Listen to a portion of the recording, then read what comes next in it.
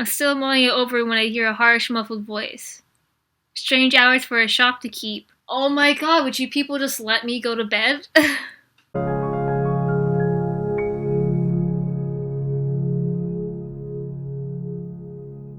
My name is Avery. I'm a student of the magical arts. I live and train in the city of Vesuva.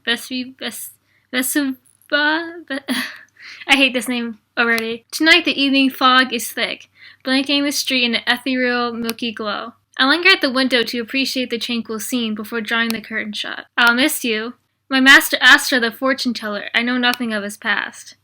Yet he's taught me all I know of magic. Interesting. So learning magic from a fortune teller. Surprised you wouldn't want to learn it from like a wizard or something. Must you leave tonight? It's the dead of... I can read or talk today. It's the dead of a moonless night. The right time for beginning a journey. His eyes twinkle in low lamplight. Here, take this. For you to play around with while I'm gone. A gift? How unusual. My tarot deck. The last thing I expected him to give to me. The tarot deck is Aster's own creation, imbued with great power. Such two extreme choices. You think I want your creepy deck? You think I'm ready, Master? There's nothing really creepy about tarot in my opinion, so I guess I'll go with the first one. You're still calling me that. You know, I can't answer that for you. You've made incredible progress, but you still won't let go of your doubt. Do you think you're ready? Why don't we ask the cards? Or why don't you ever answer my questions? You know what, sure, let's see what the cards have to say. A few rays of starlight peek through the gauzy curtains. It's been a while since we've practiced. Ooh, I wonder what kind of reaction he'll give if I do this one, so I'm going to pick the bottom one. Because you're always gone? Maybe. Someday you'll find a real teacher. Well, I'm here now. Let's see how powerful you become. He's always going on about how powerful and gifted I am. His confidence is heartening, but I don't know where it comes from. When we sit down, something brushes along my ankle, smooth and cool. A cat? I hope it's a cat. He reaches down from his chair and holds out his hand. I guess that works too. I was really expecting a cat. I mean, at least the snake is cute though. A long purple serpent winds her way up his arm. She flicks her tongue at me. It's Faust, Astra's familiar. She's pleased to see me, I think. Ooh, am I gonna get a familiar too? I want a cat. If we're all here, let's begin. No, we're not all here. Where's my familiar? You should let me pick one. I shuffle the deck. His gaze follows the cards as they slip through my fingers. I hope in this game I'm better at shuffling cards than in real life, because in real life I'm horrible at it. Okay, an owl. The High Priestess. Astra leans close, expectant. And what is she telling you? Is she speaking to you now? When the cards speak to me, it isn't in human tongue. Nevertheless, when my mind is clear, the answer comes to me. You've forsaken her. I have? Yes, you've pushed her away and buried her voice. Astra frowns but says nothing. Oh, I didn't read all that. She calls out, but you won't listen. Master, if you ignore her... A sharp knocking startles all three of us. A customer at this hour? Did we forget to put out the lantern again? Just as well, I can't stay any longer. Astra gathers... I can read today. Astra gathers up his things to leave. I wonder where he's going this time and what he'll bring back. But I know better than to ask him. He never answers. Well then, take care of yourself, Avery. He still has something to say, but he won't say it. Until we meet again. That's a very big, dramatic hat. I like it. He parts the curtains soundlessly and slips out the back door. Astra barely left when the mystery visitor knocks again. Impatient by the sound of it. We're closed. Go away. I'm gonna lock the door because they're closed. Or not, the knocking is furious now. Who could be so desperate for a reading in the middle of the night?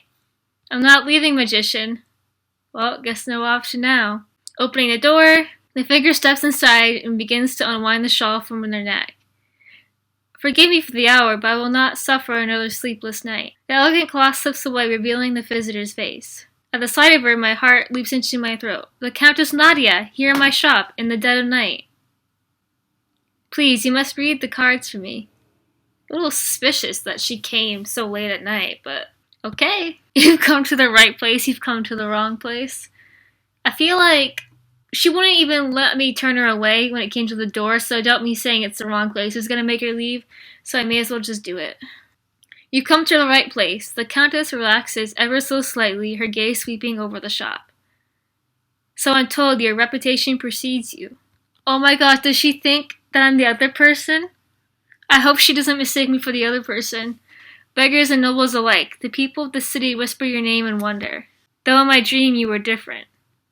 No matter, I come with a proposal. Yeah, I just want to know what the proposal was. What's this proposal? Are you nervous, perhaps? You needn't be. I require very little of you. I don't know, you seem pretty demanding to me, refusing to let me turn you away when it's late at night. What if I wanted to sleep? Come to the palace and be my guest for a short while. You'll be afforded every luxury, of course. I only ask that you bring your skill in the Arcana. Okay, she definitely must be mistaking me for my master, because there's no way I'm this talented. The Arcana, she must be talking about Astra's Terra deck.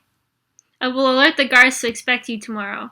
But before that, I want to see these talents of yours for myself. Shall we do a reading? Under her impervious gaze, I usher her to the humble back room. The Countess seats herself across from me. Her gaze starts around the small space before falling on the cards and the table between us.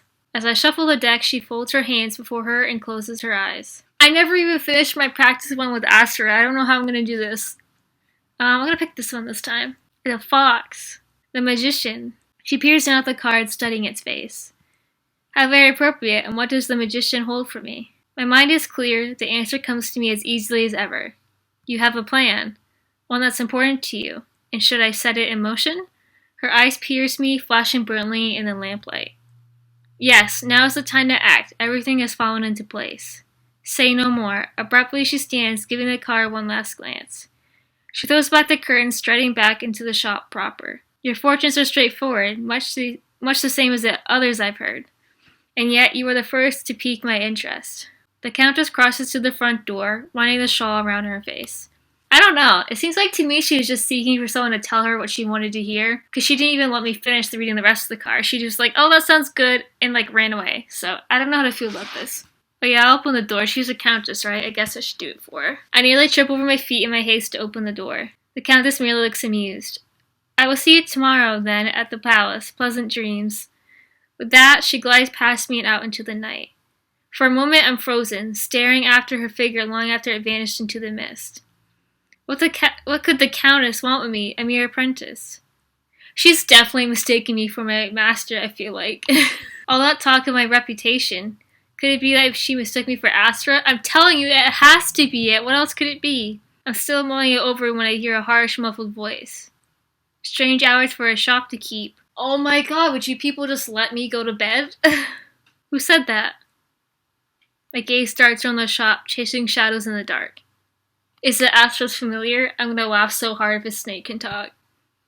Behind you. Sure enough, when I turn, I see a figure looming against the door. So this is the witch's lair. Okay, so we got a plague doctor coming in now. Then who might you be? My heart starts racing as the masked intruder advances. Negotiate. Who's asking? I manage to spit something out enough to give them pause. I'm asking, I'd rather not do it again. The squeal of leather makes me wince as the stranger reaches for their mask and tosses it to the floor. You know who I am, don't you? I mean, based on that mask, I'm guessing a plague doctor? I do know his face. I've seen it on wanted posters around the city. But his name eludes me. No matter. Quickly now, where's the witch? I take a deep breath to calm myself. It seems he only wants information, nothing more. Master Astra has gone. I don't know where. He never tells me. Master, is it? I won't pry into your personal affairs. Oh my god, not like that, you pervert. But if you don't know and I don't know, why don't we ask your magic cards? This is what the room in the back for is, isn't it? I give a hesitant nod, unsure of the motives behind his odd request. After you, then. Oh my god, everybody and their mother wants a tarot reading tonight. You can call me Julian. Okay, dramatic. Dramatic Julian. I take my seat, his eyes tracking my every move. I'm gonna pick this one this time. As soon as the card is flipped, my mind starts racing. Death. The card whispers to me, but before I can understand it, Julian interrupts. Death? Death? He barks with uncontrollable laughter. He turns away from me and the cards, raising his eyes to the heavens. Death casts her gaze on this wretch and turned away. She has no interest in abomination like me. He strides out the back room without a backward glance. Overcome with confusion, I follow at his heels. Wait, that's not what death means. It's... But Julian heaves a heartfelt sigh, shaking his head. No, no, my fate is sealed, but you've been hospital, so I'll let you in on a secret. Your witch friend will be back for you. He's taught you his tricks. And he even say that he cares for you. He lifts his mask from the floor, staring into its glassy red eyes. But when he returns, seek me out for your own sake. Don't let him fool you, shopkeep. After giving me a long, hard look, he fixes his mask in place. Well then, the hour's late, and I'm out of time. With a scrub of his great black cape, he throws the door open. It slams shut behind him as he disappears into the early morning fog. His whole scene just makes me think of that Tuxedo Mask meme where it's like, my job here is done, but you've done nothing. And then he just goes. That's what basically he did. Like, he's like, tell me not to trust my friend, but why would I trust a random stranger that, like, burst into here without an invitation? Whatever, Julian. I've seen many strange things in my time as a magician's apprentice, but the events of this night were strangest yet. Seeking a moment's rest, I go upstairs to lie down, and slip away lost in a dream. The sky is no more than a slim green line across the endless horizon. Oscar sits beside me on the back of a strange beast. Master, where are we? Dark clouds bear down all around the landscape, a shifting sea of rust-colored sand. Ahead is a road of perfect black stone. Far enough from home, I think. Far enough for what? For answers, for clarity, and I need them soon. A storm is coming. He looks out in the distance, his voice dimming to a wistful whisper. I strain to see where the path leads, but it keeps changing. Soon there will be a crossroads. How soon? Where do they lead? Depends which one you take. His hand reaches for mine, but he stops just short. The sands rise all around us in a chilly wind, blotting out the sky. For now, Avery, rest.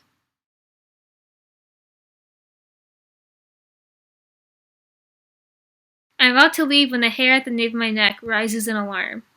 Someone is right beside me, a dark shape looming in the alley.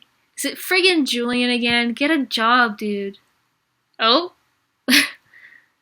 The former is certainly human, though enormous in size. Their flesh is scored with scars, clean and jagged, shallow and deep. Shut and pile of weather-beaten furs is hard to make out a face, but they definitely are watching me. They stand between me and the road to the palace.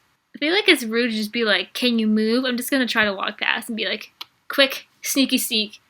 I take a step forward, watching the figure curiously. Stormy green eyes follow my movements as I enter the alley, but the stranger makes no move. A voice like distant thunder rumbles from beneath their robes. You are in grave danger.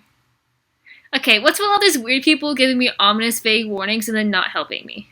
The earthy scent of, whatever that word is, washes over me and I stop in my tracks. He will return uninvited. He will offer you a gift when you need it most. Turn it away or you'll fall into his hand. Just like the rest of us. Oh, you mean Julian? Yeah, he's a little weird. I blink, trying to process what I just heard. There's shuffling behind me, the dragging of rough cloth and chains. And then silence. I look up and down the foggy alley. I left the shop and then wasn't someone here just now? I shake off the fading thought, and I don't have time to dawdle. The Countess is expecting me. Exhaling deeply, I continue toward the narrow, mossy steps to the marketplace. It's early yet, and the marketplace is already wide awake. All around me are the sounds of bantering laughter, vendors hawking their wares. A voice if I can read today, a voice of Noel goes out to me over the sea of noise. Avery, have you eaten? I got that pumpkin loaf you like in the oven. Won't be long now. I do really like pumpkin bread. Come sit down. Talk for a while. I sniff the air, my stomach twists in hunger. Then again, I should be careful of the time. I want the pumpkin bread so bad, but I know it's probably going to make me late. I'm just going to say I gotta go. Okay, blah blah blah, skipping. A raven watches me. That's a little weird. Seriously, you again? Get a hobby. And now he's suddenly not wearing his mask. What is with that? You just use it as like an intimidation tactic or something? Okay, he hasn't seen me yet. Yeah, I'm staying away from you. You're weird. As I climb the well-worn steps, something catches my eye. A fortune teller's booth tucked away in a shady corner. How nostalgic. As for I once operated out of a place just like it. And I'm lost in my musing, a patron emerges from the booth. Lucky number is check. Groceries. I don't notice them backing into me until we crash into each other. The impact makes me stumble, teetering on the edge of a step. It also upsets the basket balance on the stranger's hip, which sends a dozen pomegranates rolling down the stairs. Oh, perfect, as if I wasn't already late. Why would I start drama? I'm gonna help. Then you shouldn't thank me for helping. I'm the reason you dropped him in the first place. Oh wait, were you the one that bumped into me first? I don't know. I just assumed it was my fault. Probably shouldn't do this, but rubbing it off on his sleeve, they offer me a fruit from the basket. When I accept it, the stranger gives me a smile that warms my chest. Take care, alright? I'll see you around. The stranger's eyes widen when they take a closer look at me. Wait, I know you.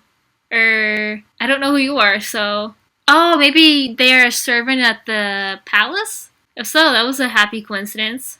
Porta? Oh, she's the head servant, okay. And Porta's name rings a bell. I think I've heard of her through gossip in the market. Well, how lucky are we? Come on, I'll show you the quickest path to the palace. Oh, that's really pretty. Okay, so Portia's telling the guards to be like, chill. I'm working for the Countess temporarily. Going across the bridge, blah, blah, blah. Come on, we don't want to keep my lady waiting. Your lady's bossy. Here we are. She swings her fist against the copper plating, 3 skull-rattling strikes. As the last echoes fade, the pendulous door swings inward. So I haven't finished the prologue yet, but I got a little under halfway. I think I'm going to save it there for now.